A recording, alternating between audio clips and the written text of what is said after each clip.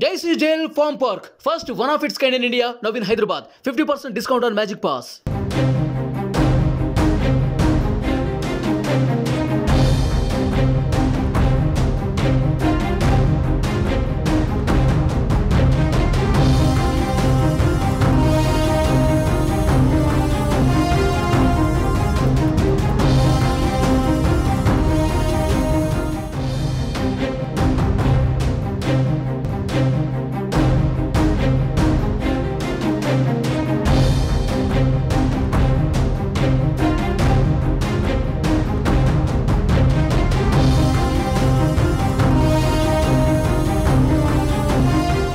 ఆంధ్రప్రదేశ్లో కూటమి సీట్లపై క్లారిటీ వచ్చినా కొన్ని స్థానాలలో అసమ్మతి కొనసాగుతోంది.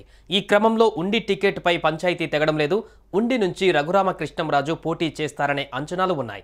దీంతో అక్కడ టీడీపీ అభ్యర్థిగా ఖరారైన రామరాజు వర్గం ఆందోళన చేస్తోంది, నిరసనలు కొనసాగిస్తోంది. ఈ సమయంలోనే రామరాజుకు చంద్రబాబు నుంచి పిలుపు రావడంతో నియోజకవర్గ నేతలు బాబుతో సమావేశమయ్యారు.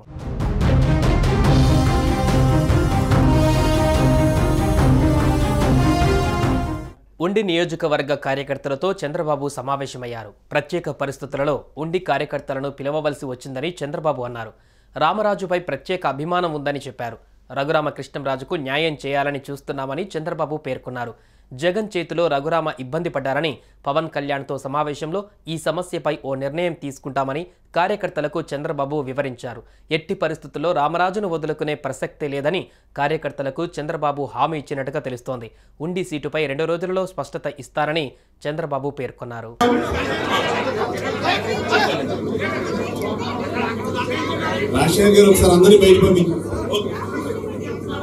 దయచేసి అందరూ బయటికి వెళ్ళాలండి.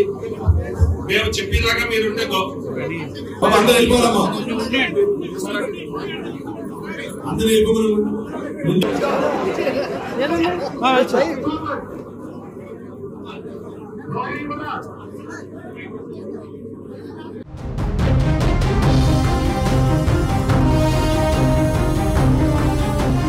మరోవైపు సమావేశంలో రామరాజుకే టికెట్ ఇవ్వాలని కార్యకర్తలు ఆందోళన చేశారు. ఆయనకు ఇస్తేనే కలిసి పనిచేస్తామని, టికెట్ వేరే వారికి ఇస్తే సహించబోమని తేల్చి చెప్పారు.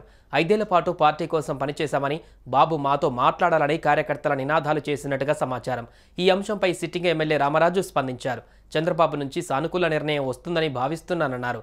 బాబు ప్రకటన తర్వాత కార్యాచరణ ప్రకటిస్తారని తెలిపారు.